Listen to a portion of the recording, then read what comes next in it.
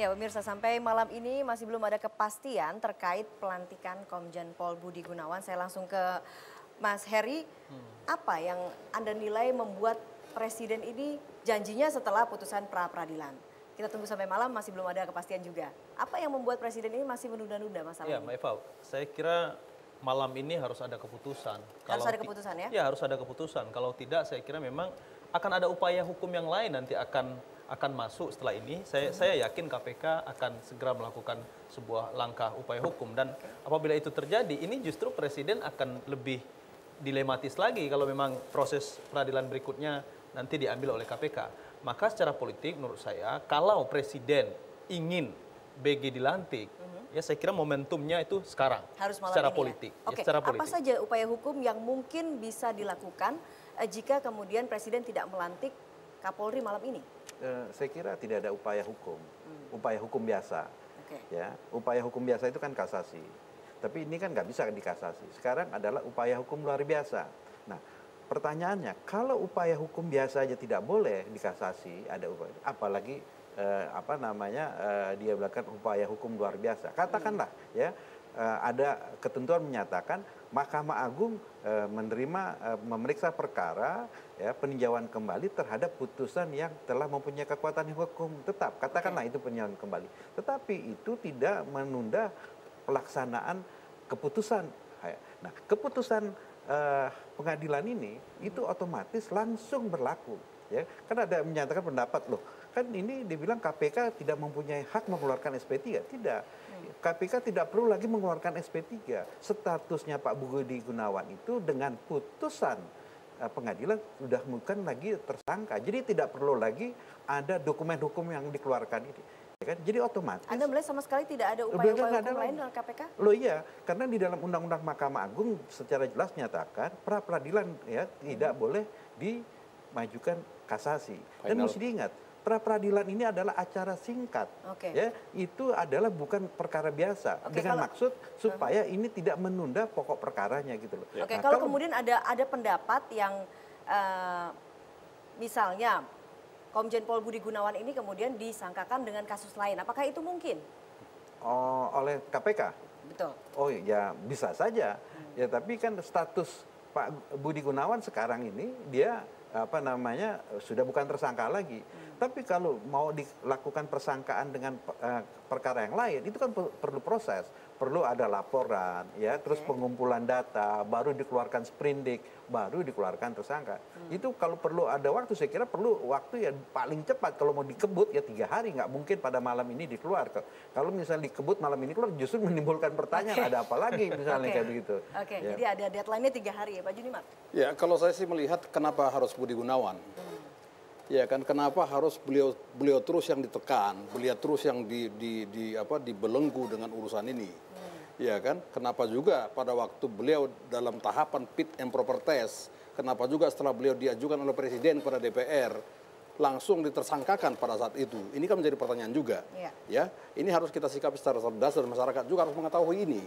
Kan begitu. Karena sebenarnya kalau kita mau jujur, ya, ada di pasal 6 fungsi koordinasi dan fungsi supervisi. Ini kan tidak dijalankan oleh KPK. Kenapa saya bilang begitu? Tidak dijalankan oleh KPK? Tidak dijalankan. Karena untuk perkara Pak Budi Gunawan ini sudah pernah dilidik ya di Bareskrim dan dinyatakan clear.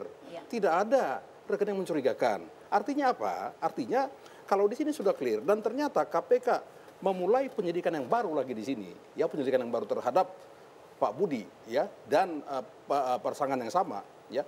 Kalaupun di sini ada temuan, ini harus menyerahkan kembali kepada Bareskrim, bukan kujuk-kujuk, lidik, sidik, tersangka. Tidak bisa juga. Yang kedua, ya, kalau disebut sidik, ya, penyidikan itu untuk, ya kan, mencari dan menemukan bukti-bukti sehingga nanti akan ketemu tersangka. Ini belum sidik. Sudah ada tersangka, ini apa ini? Kan begitu kan, kalau kita mau cerdas. Nah, ini masyarakat harus tahu masalah-masalah ini sebenarnya. Oke. Ya kan, jadi menurut saya, ya. Anda mencurigai ada apa? Saya tidak curiga. Cuman saya, agak tergelitik aja. Ini what happened? Ada apa ini? Akan begitu ya. Kok tiba-tiba, ya kan?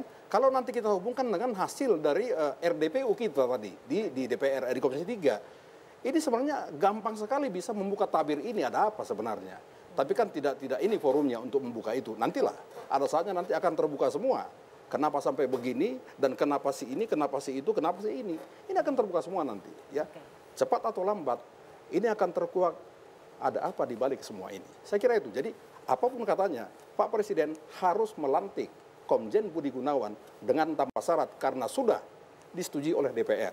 Itu saja, Mbak Eva. Disetujui oleh DPR dan juga clear secara hukum begitu ya. No problem. Tapi kemudian kalau memang ada sejumlah masyarakat, misalnya hari ini setelah diputuskan pra peradilan diterima, kemudian ada sejumlah massa yang bergerak ke KPK begitu kan. Apakah suara-suara masyarakat ini tidak perlu didengar? Sekarang begini Mbak Eva ya. Kalau setelah putus masyarakat masih membuat suatu aksi, ya itu memang hak mereka, tapi kan tidak rasional juga. Kenapa? Kenapa sebelum-sebelumnya mereka tidak bikin aksi juga? Kenapa setelah putus? Artinya apa? Jangan semua kita jadi hakim. Kalau memang semua jadi hakim ya sudah bubar saja pengadilan. Kan begitu. Jadi saran saya, mari kita semua menjunjung tinggi dan menghormati proses hukum yang sudah final. Termasuk kepada Pak Abdullah Hermano tadi yang mengatakan bahwa ada misalnya hakim kurang konsisten. Kalau menurut saya, Pak Abdullah tidak konsisten. Beliau mantan penasehat, harus konsisten. Berikanlah contoh ya kepada masyarakat Indonesia, kepada para mantan komisioner KPK.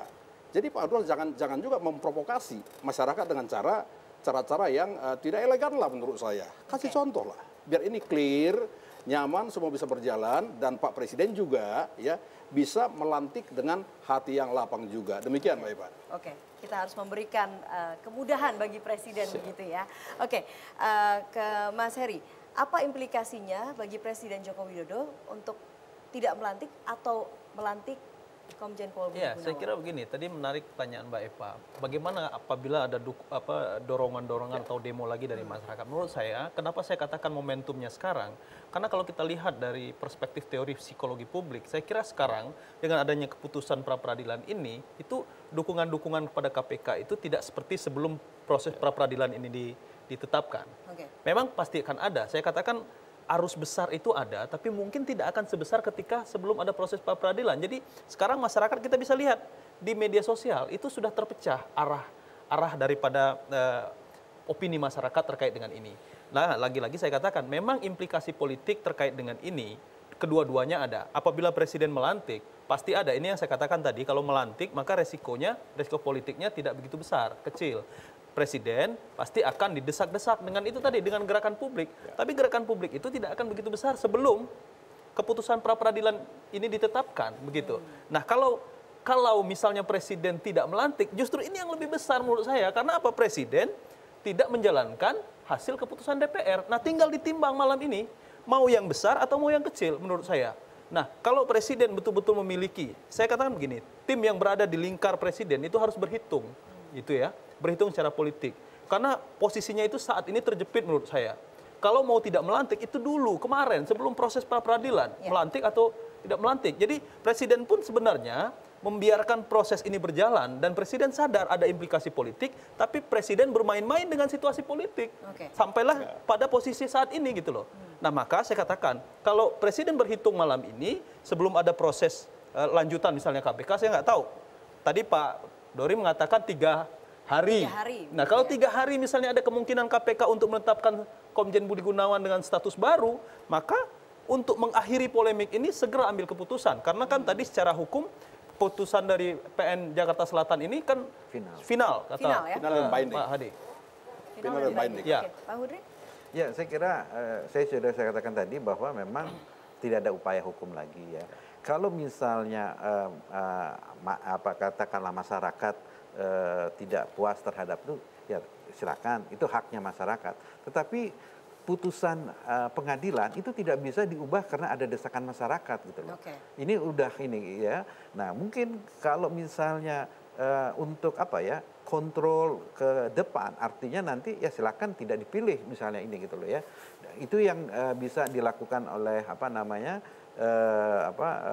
oleh masyarakat. Nah, yang dikhawatirkan itu apa bisa ketidakpuasan itu menimbulkan eskalasi, menimbulkan people power. Itu kan yang dikhawatirkan. Ya. Apakah ketidakpuasan ini bisa menimbulkan eskalasi? Tidak.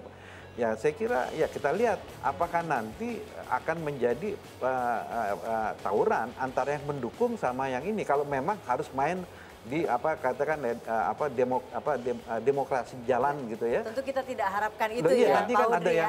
ada yang mendukung saya kira. Oke, terakhir dari Pak Junimart, Iya. artinya dari DPR opsinya cuma satu, melantik Budi Gunawan sebagai Kapolri ya. Tentu melantik dengan tanpa syarat ya. Tapi satu hal Mbak Eva yang perlu saya sampaikan ya. Menurut saya ini ada sebagian masyarakat yang kurang memahami masalah ini. Mereka euforia saja dan terprovokasi. Nah ini yang harus kita antisipasi juga.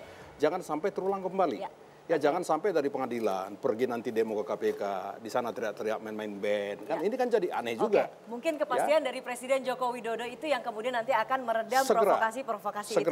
Baik, terima kasih sekali lagi Bapak-bapak sudah hadir di studio Kupas Ke-7 dan terima kasih juga untuk Anda pemirsa yang sudah menyaksikan Kupas Ke-7 malam ini. Saya Eva Julianti pamit, selamat malam dan sampai jumpa.